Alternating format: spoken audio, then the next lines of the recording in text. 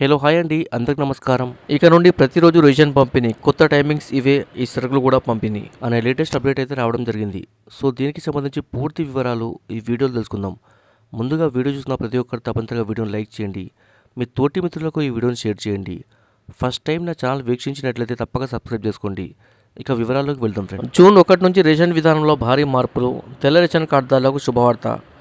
బియ్యంతో పాటు నిత్యావసరాలు లభ్యం. ఆంధ్రప్రదేశ్లో రేషన్ కార్డుదారులకు ప్రభుత్వం కీలక సూచన జారీ చేసింది. వచ్చే జూన్ 1వ తేదీ నుంచి రాష్ట్ర వ్యాప్తంగా రేషన్ సరఫరా విధానంలో సమూల మార్పులు చోటు చేసుకుని ఉన్నాయి. ఇకపై అన్ని రేషన్ సరుకులు స్థానిక రేషన్ షాపుల ద్వారానే పంపిణీ చేస్తామని రాష్ట్ర పౌర సరఫరాల శాఖ మంత్రి నాదెండ్ల మనోహర్ స్పష్టం చేశారు. డోర్ డెలివరీగా పరిమితంగానే.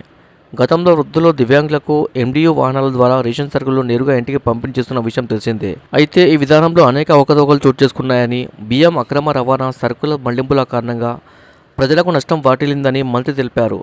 అందుకే ఎండియు వాహనాల సేవలను పూర్తిగా రద్దు చేసి డోర్ డెలివరీను కేవలం వృద్ధులు, దివ్యాంగులకు మాత్రమే పరిమితం చేస్తున్నట్టు వెల్లడించారు. బియ్యంతో పాటు నిత్యావసరాలు.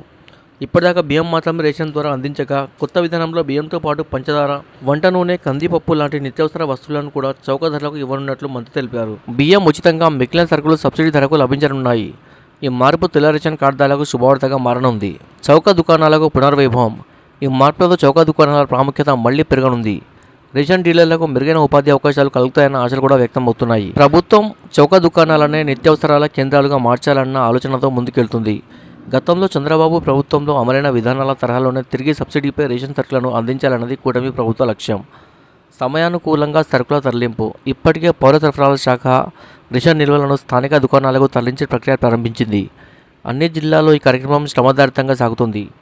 రేషన్ దుకాణాలు పూర్తి 10 గంటల పాటు తెరిచి ఉండేలా చర్యలు తీసుకుంటున్నట్టు అధికారులు తెలిపారు. ఇంతటితో ఆగకుండా భవిష్యత్తులో మరిన్ని అవసరమైన వస్తువులను రేషన్ షాపుల ద్వారానే అందించాలన్న యోచన కూడా ఉందని సమాచారం. బహిరంగ మార్కెట్లో పెరిగిపోతున్న ధరల నేపథ్యంలో ఈ చర్య ప్రజలకు ఊరట కలిగించనుంది. Subscribe for more videos. Thanks for watching friends.